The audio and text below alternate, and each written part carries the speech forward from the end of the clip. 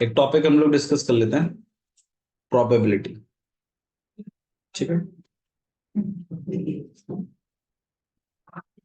Probability basically आपके पहले class 9 chapter, मतलब क्लास 9 में भी ये चैप्टर था, बट इन्होंने अब ये चैप्टर हटा दिया इधर से।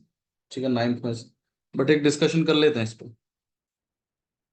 ओके। तो क्लास 9th में जब आप उसको पढ़ते हैं, प्रोबेबिलिटी का बेसिकली मतलब है किसी भी चीज के होने के चांसेस, संभावनाएं। सही बात है। किसी चीज के कितने होने के चांसेस, वो कहते हैं हम प्रोबेबिलिटी। ठीक है। भैया किसी चीज के होने के कितने चांसेस है, मतलब ये बात समझ में नहीं आई। देखो मुझे एक चीज बताओ। मान लो इंडिया इंडिया और कोई श्रीलंका टीम है। ठीक है। और अब एक मैच होने वाला है, मान लीजिए इंडिया और श्रीलंका में। तो अगर मैं पूछूं भाई कौन सी टीम जीतेगी, तो कैसे एनालाइज करेंगे आपकी कौन सी टीम जीतेगी? उनके प्रीवियस रिकॉर्ड्स। बिल्कुल सही बात। कि प्रीवियस सही हो भी सकता है और गलत भी हो सकता है, ऐसी बात नहीं है कि वो मतलब 100% एक्यूरेट है।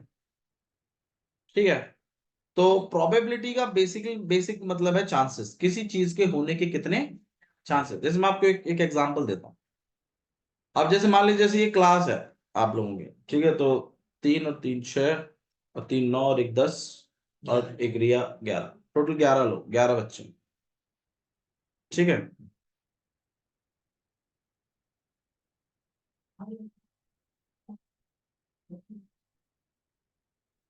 एक क्लास में टोटल 11 बच्चे। अब मान लीजिए जैसे मैं पढ़ाता हूँ और ठीक है, और कल्पना मैम पढ़ाती है ऐसे। अब यहाँ पर अगर मैं आपको बोलूँ कि जस्ट एक वोटिंग करनी है कि भाई कौन अच्छा पढ़ाता है यार, मतलब आप किससे पढ़ना आपको अच्छा लगता है। ठीक है। ये छोड़ दीजिए कि कौन मैथ साइंस पढ़ता है, वो सब इग्नोर करिए अभी आप फिलहाल कितना ध्यान दीजिए, या फिर आप प्रिंस भैया से पढ़े हो पहले। ठीक, कुछ नहीं भी पढ़े होंगे, चलो कोई बात नहीं। ठीक है। तो इस तरीके से हम लोग एक कंपटीशन काइंड कर। ठीक है। अब मान लो कुछ बच्चे जो है वो मतलब कुछ प्रिंस भैया के फेवर में है, ठीक है, कुछ मेरे फेवर में है, और इस तरीके से चल रहा है मामला, और ऐसा चल एक। ठीक है। अब अब अगर मैं बोलूँ कि हाँ भैया मेरे जीतने के चांसेस कितने हैं, अब मान लो कल को हम वोटिंग करा दें और पता चले कि हाँ भाई किसके कितने चांसेस हैं जीतने के, तो प्रिंस भैया के जीतने के चांसेस और हमारे, तो अगर रवि भैया के चांसेस अगर आप देखें तो 1 2 3 और 4, तो 4 हैं। अरे कोई बात, 4 हैं जिनमें मैंने टिक लगाया, आ रहा हूँ। और टोटल कितने हैं ये? 11, तो 4 अपॉन में 11। सही है। इंटू 100, 4 अपॉन में 11। तो प्रोबेबिलिटी का, अच्छा ये जो 4 लिखा है मैंने, ये क्या है? ये वो लोग हैं जो जो मेरे फेवर में जिन्होंने वोट डाला। ये मतलब 4 लोग थे। ठीक है। तो ये सेकंड वाला हो गया, एक आपके पास यहाँ पे ये वाला हो गया, और एक ये, और फिर तो ये मेरे फेवरेबल लोग हैं, मतलब मेरे फेवर में बात करी ना इन्होंने। तो प्रोबेबिलिटी का अपना एक फॉर्मूला होता है, उस फॉर्मूले पे गौर करिए। प्रोबेबिलिटी का अपना फॉर्मूला, प्रोबेबिलिटी का फॉर्मूला क्या है? Favourable outcome. फेवरेबल, फेवरेबल क्या होता है भाई? जो आपके फेवरेट है या जो आपके हित में बात कर रहे हैं, तो number of favourable outcome. Outcome क्या होता है मैं आपको बताऊंगा, डोंट वरी। अपॉन में टोटल नंबर ऑफ आउटकम्स। तो ये प्रोबेबिलिटी का एक बेसिक फॉर्मूला है। यही फॉर्मूला आपके क्लास 10th में भी चलेगा। इस चैप्टर को अच्छे से पढ़िए क्योंकि ये आपका 10th में भी है। आप इसको इग्नोर नहीं करिए, हमारे सिलेबस में हम क्यों पढ़े, हम क्या ध्यान दें। ना ना, आपका वीकली टेस्ट स्पेस इस बार इसी पे बनेगा। तो number of favourable outcome divided by में टोटल नंबर ऑफ आउटकम्स। किस चीज का फॉर्मूला है? प्रोबेबिलिटी का। प्रोबेबिलिटी का मतलब क्या होता है? चार्ज। चार्ज नहीं, चांस। किसी चीज के होने के कितने चांसेस। अब वो चांसेस कितने हैं वो चीज निकालने के लिए आपको ये निकालना पड़ेगा ना भाई, कितने में से कितने चांस।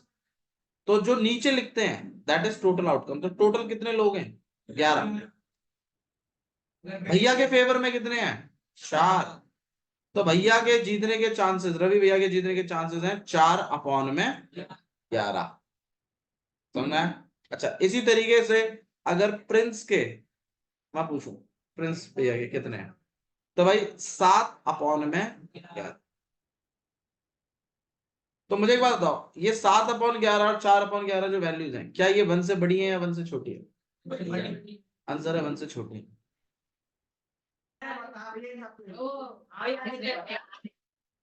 भाई सही बात है। देखिए इधर गौर करिए, सुनिए। तो प्रोबेबिलिटी का फॉर्मूला क्या है? ये number of favourable outcome, total outcome.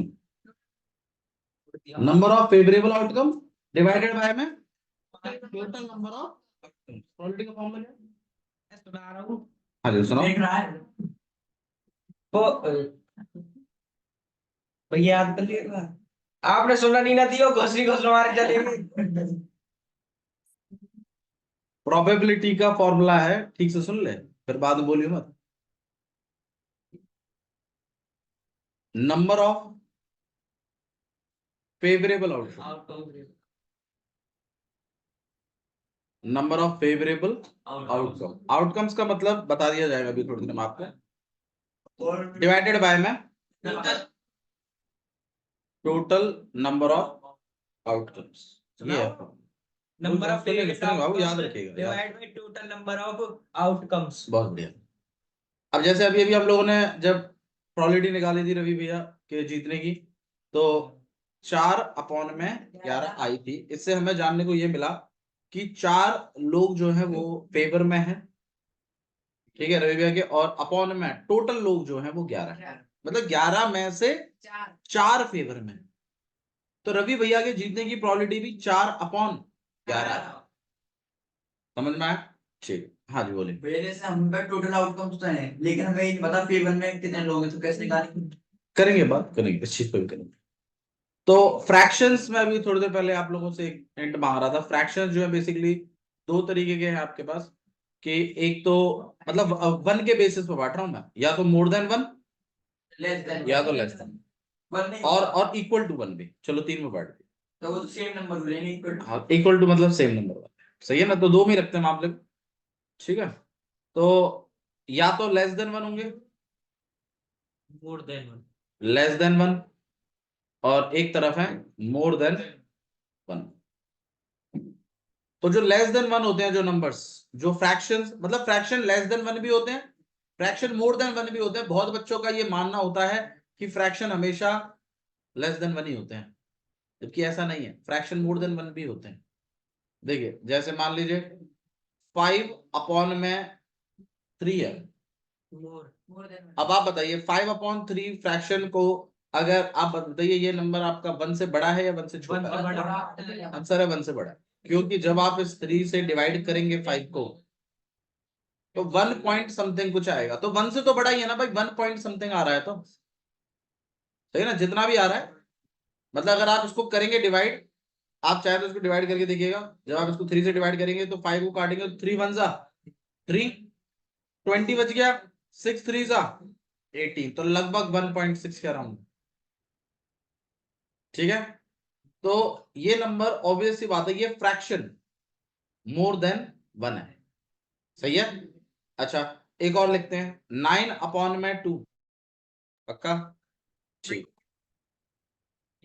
हाँ जी। तो जो नंबर 1 से छोटे होते हैं उनका डिनोमिनेटर बड़ा होता है और न्यूमरेटर छोटा होता है। हाँ अब बोलिए। अगर हम इस 9.2 को सॉल्व, ये 9/2 को सॉल्व करेंगे तो जो आएगा, सॉल्व मतलब कैसे कहना चाहते हो, डिवाइड कर दूं? हाँ जी, तो 4.5 आएगा। हम इस पॉइंट को हटा के नीचे 10 कर देंगे। बिल्कुल सही बात है, 45/10 कर दीजिए, तो ये 9.2 के इक्वल होगा। हाँ बिल्कुल होगा। आप काट लीजिए इसको 5 से। मैथ्स में कोई कंसेप्ट ब्रेक नहीं करता दूसरे कंसेप्ट, ये मैथ्स की खासियत है। इंग्लिश में एक बार को कंसेप्ट ब्रेक करते हैं, लेकिन मैथ्स में आपका कोई भी कंसेप्ट किसी कंसेप्ट को ब्रेक नहीं करता, एक जगह जाके करते हैं, वो मैं आपको समझाऊंगा बाद में। ठीक है, आफ्टर 10th आप उस चीज को जान पाओगे। तो चलिए फ्रैक्शंस के बारे में हम लोग बात कर रहे थे। तो फ्रैक्शन दो तरीके के हैं, या तो 1 से छोटा होगा या तो 1 से बड़ा होगा। जो 1 से छोटा वाला है उसमें भी न्यूमरेटर अपॉन डिनोमिनेटर लिखते हैं, लेकिन आपका नीचे वाला जो वैल्यू है वो बड़ा होता है। ठीक है, और जो ऊपर वाली वैल्यू है वो छोटी होती है, जैसे कि 4/9। ये नंबर जो है ये आपका <<1 है। किसी को इसमें डाउट है तो बताइए। ठीक है, अच्छा जी, जो <<1 नंबर होते हैं उसमें भी न्यूमरेटर अपॉन डिनोमिनेटर होता है, लेकिन न्यूमरेटर बड़ा होता है कंपेयर टू डिनोमिनेटर। तो 9/4, क्या ये नंबर 1 से बड़ा है? आंसर है बिल्कुल बड़ा है, बिना डिवाइड करे भी बता सकते हैं। किसी को डाउट है इसमें तो बताइए। नहीं। अच्छा जी, अब मुझे एक चीज और समझा दो, जिसमें बराबर होते हैं उसका क्या सीन है? बराबर उसे काट पीट के तो बनाता। ठीक है, सही है। अच्छा जी, प्रोबेबिलिटी का फॉर्मूला क्या था एक बार और बता दीजिए Shivam. Number number denoted by denoted by denoted नहीं हो, कौन सा था भैया नंबर? भैया भैया बस वो पढ़ भैया नंबर डिनोटेड बाय डिनोटेड। बाबू मैं आपसे कुछ कह नहीं, इसके निशान नहीं है। हाँ बाबू प्यार से समझ लो ना, सुन लो, ध्यान दो। Number of favourable outcome, favourable outcome, favourite favourable, favourite तो होगा कोई, divided by total number of outcome. ठीक है, टोटल नंबर ऑफ आउटकम। अब आउटकम्स का मतलब होता है बेसिकली रिजल्ट्स, इस पे हम डिस्कशन करेंगे, डोंट वरी। लेकिन प्रोबेबिलिटी के फॉर्मूले को प्लीज मत भूलिए। अभी अभी मैंने प्रोबेबिलिटी ऑफ रवि भैया की विनिंग का निकाला था मामला, तो 4/11 आया था, क्योंकि आपकी क्लास में टोटल कितने लोग थे? 11। ठीक है,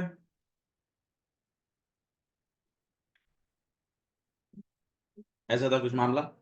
ठीक है, अच्छा मुझे एक बात बताओ, अगर मान लीजिए अब जैसे क्या हुआ ना कि उस दिन प्रिंस भैया ने सारे बालकों में मार दी थी, उससे पहले भैया को पता नहीं था इलेक्शन है, भैया ने मार दी थी उससे पहले, रिजल्ट घोषित करके अब सारे के सारे रवि भैया के फेवर में आ गए जिस दिन इलेक्शन हुआ। तो सारे के सारे रवि भैया के फेवर में पहुंच गए कि यार हमारा नेता कैसा हो, रवि भैया जैसा हो। मतलब हाँ, मतलब फुल सिलेक्शन हो गया। अब मुझे बताओ यार, यहाँ पर रवि भैया की जो प्रोबेबिलिटी है 11/11 वो कितनी है? मतलब 1 पूरी है पूरी, हाँ बिल्कुल, ये सही बात, सही कर रहे हो। तो प्रोबेबिलिटी की मैक्सिमम वैल्यू 1 हो सकती है, 1 से ज्यादा कभी आंसर नहीं आएगा। बात सही कह रहा हूं मैं, गलत कह रहा हूं भाई? सही है। 1 से ऊपर कभी नहीं आएगा, बताओ क्यों नहीं आएगा? क्योंकि फेवरेबल आउटकम टोटल आउटकमों से ज्यादा जिंदगी में कभी हो ही नहीं सकता। ज्यादा से ज्यादा रवि भैया के फेवर में कितने लोग होंगे? 11, क्योंकि क्लास में टोटल सदस्य ही कितने हैं? अब ऐसा थोड़ी है कि भैया सदस्य तो 11 है, वोटिंग 15 की आ गई है। ये कोई वेस्ट बंगाल थोड़ी है कि भाई पॉपुलेशन से ज्यादा वोटर।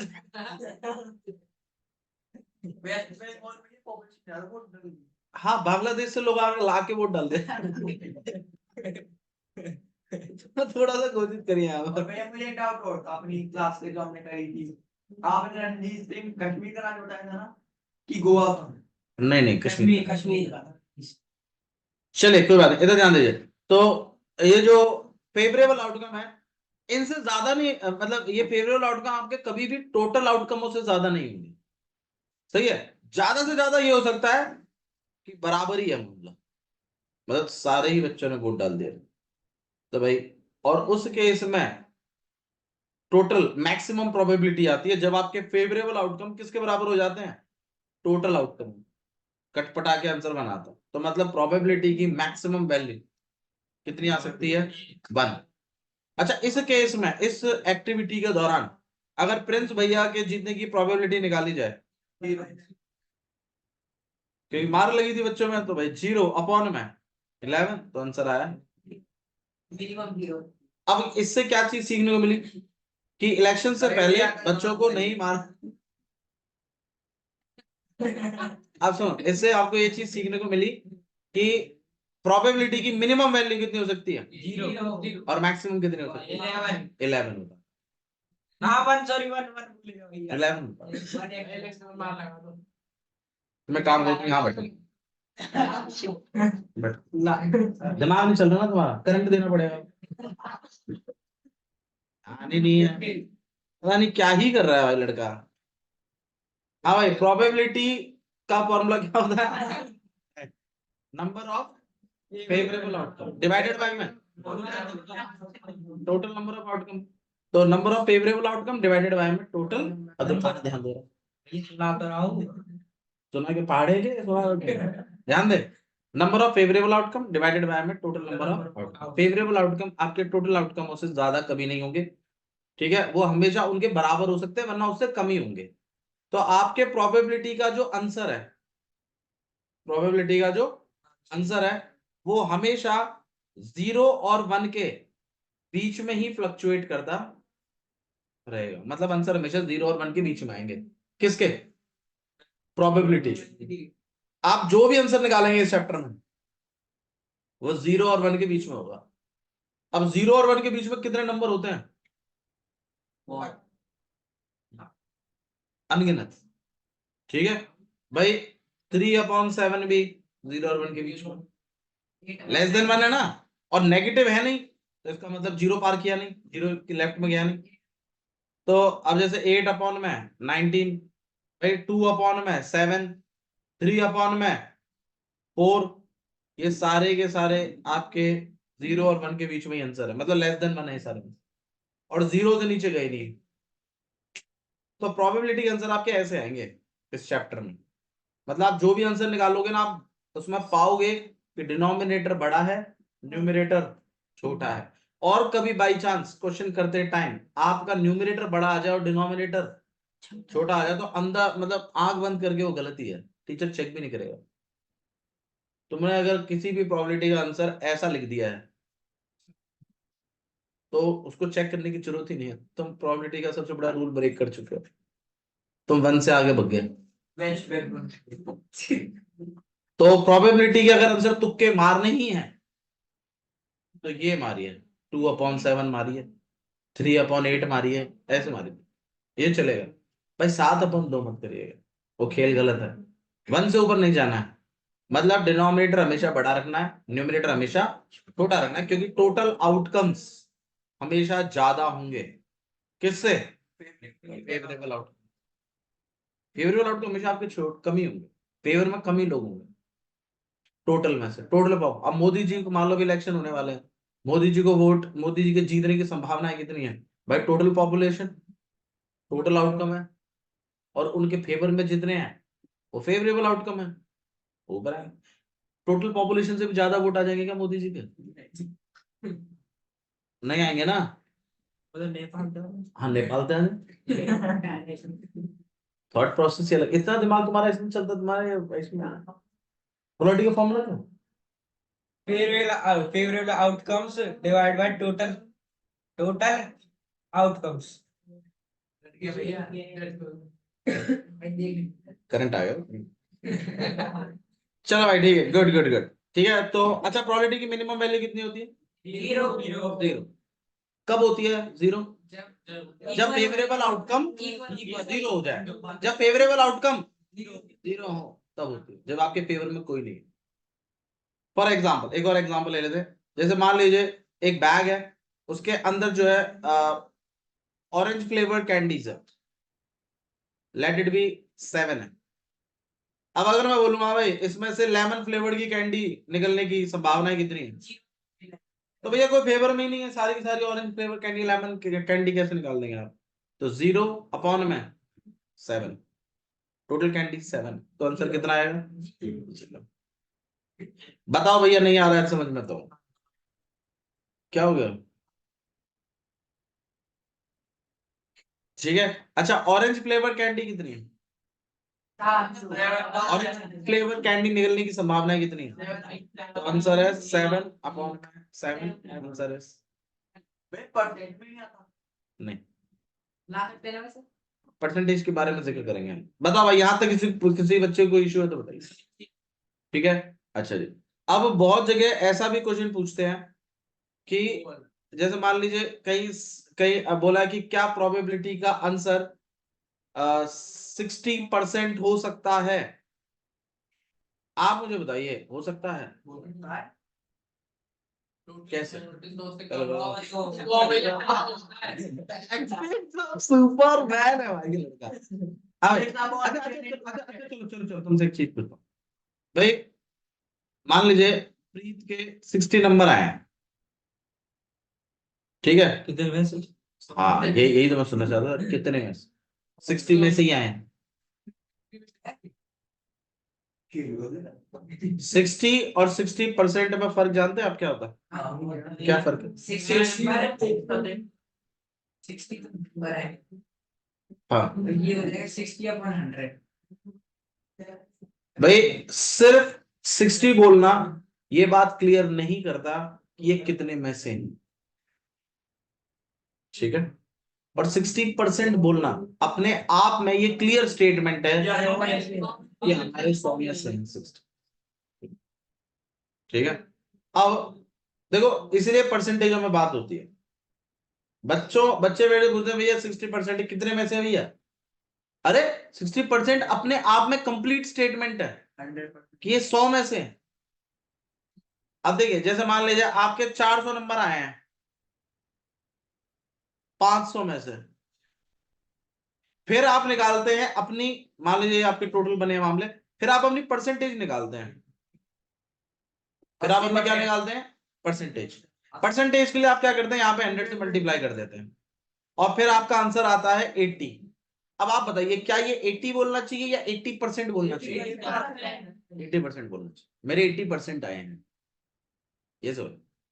अगर मुझे कितनी परसेंटेज आई है तो आपको बोलना चाहिए मेरी 80% आई है। 80 बोलना is not sufficient to answer that कि आपके आउट ऑफ 100 है। 80% इज द कंप्लीट स्टेटमेंट, ठीक है? तो आप इसके पीछे 80% लगाएंगे, और अगर ये पीछे लगा हुआ है ऑलरेडी किसी के, तो ये पूछने की जरूरत नहीं है आपको ये कितने में से, ठीक है? अच्छा, अब अगर मैं कह रहा हूं किसी प्रोबेबिलिटी का आंसर 60% आया है, तो इसका मतलब क्या है? अब आप बताइए, क्या प्रोबेबिलिटी का आंसर ये हो सकता है? हो सकता है या नहीं हो सकता? क्यों हो सकता? ये क्योंकि 60% ये हो, क्योंकि हमने 100। अरे भैया, क्योंकि ये 1 से छोटा है। क्योंकि ये 1 से छोटा है। कैसे पता चला 1 से छोटा है? अरे डिनोमिनेटर में 100 है, न्यूमरेटर में 60 है। डिनोमिनेटर बड़ा है ना, काय को डिवाइड करो। अरे ये सीखा तो है, फ्रैक्शनों को डायरेक्ट जज किया जा सकता है। ये क्यों सिखाया था मैंने? इसलिए तो सिखाया था, डिवाइड करो ये चीज के लिए थोड़ी सिखाया था भाई। 60/100 क्या प्रोबेबिलिटी का आंसर हो सकता है? हो सकता है। आप बताइए, हो सकता है कि नहीं हो सकता? अरे हो सकता है भाई। अच्छा चलिए, मैं अब आपसे पूछता हूं, क्या प्रोबेबिलिटी का आंसर 110% हो सकता है? अब नहीं हो सकता है ना? तो ये बात रटने की नहीं है कि प्रोबेबिलिटी के आंसर परसेंटेज में अगर है तो हो सकते हैं। नहीं, अगर 100 से ऊपर चला गया तो कैसे हो जाएगा भाई? तो नहीं होगा। लेकिन परसेंटेज तो है आपके भाई 110 अपॉन में। हालांकि इसका देखो अब अस्तित्व तो कुछ नहीं है। अरे 100 फेवर में 110 वोट डल गए, वाह वाह वाह, मजा ही आ गया। 10 लोग बांग्लादेश से आके डाल गए। ठीक है, समझ में आ गया? ओके, तो इस चीज को थोड़ा सा आपको ध्यान रखना है। प्रोबेबिलिटी के आंसर परसेंटेज में होते हैं। अच्छा, क्या प्रोबेबिलिटी का आंसर डेसिमल में हो सकता है? बिल्कुल। आइए देखते हैं। क्या आपका प्रोबेबिलिटी का आंसर, मैं अगर बोलूं, क्या 0.6 हो सकता है? बताइए, हो सकता है या नहीं हो सकता? बिल्कुल। आप इसे देखो, प्रोबेबिलिटी के आंसर्स 1 से छोटे होते हैं, इस बात को ध्यान रखिए। तो अगर आप इसको 6/10 करके लिखोगे तो नहीं होगा। अब आप बताइए, हो सकता है ये आंसर कि नहीं हो सकता? भाई डिनोमिनेटर बड़ा है, न्यूमरेटर कैसा है? छोटा। अभी बात करेंगे ना उसको भी। अब आप बताइए, अगर क्या प्रोबेबिलिटी का आंसर मैं 2.71 लिख दूं? नहीं होगा। अब नहीं होगा ये, क्योंकि 271 अपॉन में है। तो रटिए मत, आप समझने की कोशिश करिए, आप उसको फ्रैक्शन में कन्वर्ट करिए, और अगर डिनोमिनेटर बड़ा है न्यूमरेटर छोटा है तो ठीक है, आंसर हो सकता है। आप उसके मतलब का सारांश निकाल दीजिए ना। अच्छा जी, क्या आपका आंसर 0.6 अब हो सकता है? हो सकता है इसमें हो सकता है माइनस में नहीं होते, प्रोबेबिलिटी आंसर माइनस में नहीं होते। अगर रटने की बात ही है, बच्चे रट ही रहे हैं, तो मैं आपको बताता हूँ कभी माइनस में नहीं होते। जीरो है ना इधर पॉजिटिव। हाँ, जीरो आपका ना तो पॉजिटिव है ना नेगेटिव, वो बात स्टेटमेंट बिल्कुल सही है आपकी। तो नेगेटिव में नहीं होते, पहली बात। दूसरा, 100% से ज्यादा नहीं होंगे, क्योंकि 100% से ऊपर जाना मतलब आपका मोर देन 1 हो जाएगा, ठीक है, क्योंकि फिर वो 110 अपॉन में 100 आएगा, वो गलत हो जाएगा। डेसिमल्स में कभी भी आपका 1 से ज्यादा नहीं जाना है, 1 पॉइंट भी नहीं जाना है, ठीक है। तो ये आपकी कुछ प्रोबेबिलिटी के कुछ कंसेप्ट्स हैं, इनको अच्छे से पढ़ गया, कल फिर डिस्कस करेंगे।